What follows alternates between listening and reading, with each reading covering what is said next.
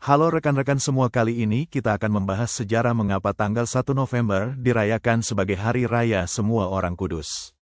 Hari ini adalah hari raya penting dalam tradisi Kristen, terutama Katolik Roma, Anglikan, dan beberapa gereja Protestan, yang didedikasikan untuk menghormati semua orang kudus, santo dan santa, baik yang dikenal, sudah dikanonisasi, maupun yang tidak dikenal.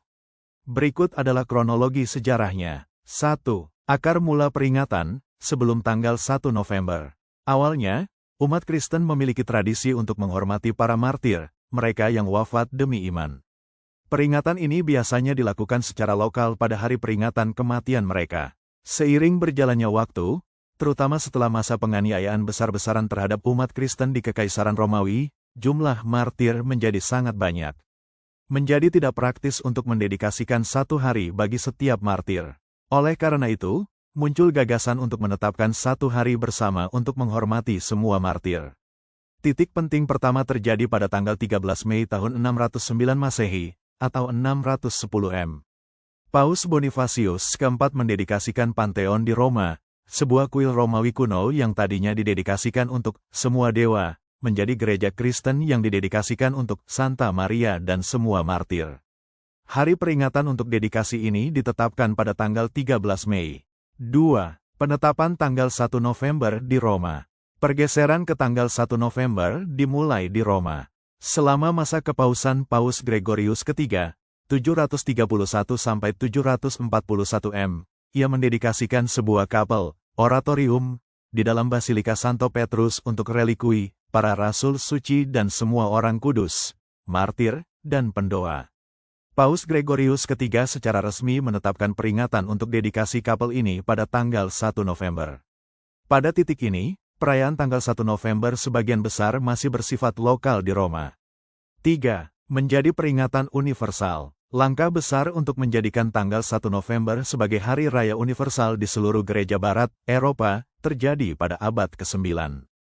Pada tahun 835 M, atau 837 M, Paus Gregorius keempat meminta Kaisar Louis yang saleh, putra Charlemagne, dari Kekaisaran Karoling untuk memberlakukan perayaan Hari Semua Orang Kudus pada tanggal 1 November di seluruh wilayah kekaisarannya yang luas.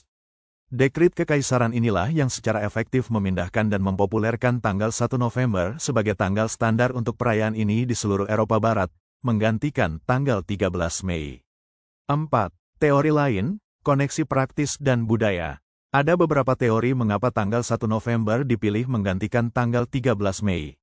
Alasan praktis, logistik panen. Beberapa sejarawan berteori bahwa tanggal 1 November adalah tanggal yang lebih praktis. Tanggal 13 Mei adalah musim semi, waktu yang sibuk untuk bercocok tanam.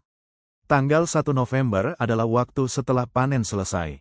Pada saat itu, makanan lebih berlimpah, sehingga memudahkan Roma untuk menampung dan memberi makan banyak peziarah yang datang untuk hari raya tersebut. Pengaruh budaya, Samhain. Teori populer lainnya adalah bahwa tanggal ini dipilih untuk mengkristenkan festival pagan yang sudah ada. Di wilayah Keltik, seperti Irlandia dan Inggris, sekitar tanggal 1 November dirayakan festival Samhain. Ini adalah festival yang menandai akhir musim panen dan awal musim dingin, masa ketika diyakini tabir antara dunia orang hidup dan dunia roh menipis. Dengan menempatkan hari raya Kristen yang penting pada saat yang sama, gereja dapat menyerap dan menggantikan praktik-praktik pagan yang ada. Singkatnya, sejarah tanggal 1 November sebagai Hari Semua Orang Kudus berevolusi. Bermula dari penghormatan para martir. Diresmikan sebagai pesta, semua martir, pada tanggal 13 Mei oleh Paus Bonifasius keempat, abad ke-7. Dipindahkan ke tanggal 1 November oleh Paus Gregorius ketiga, abad ke-8, untuk sebuah kapel di Roma. Dijadikan hari raya universal di seluruh kekaisaran oleh Paus Gregorius keempat dan Kaisar Louis, abad ke-9, kemungkinan karena alasan praktis, pasca panen, dan untuk menggantikan festival pagan Samhain.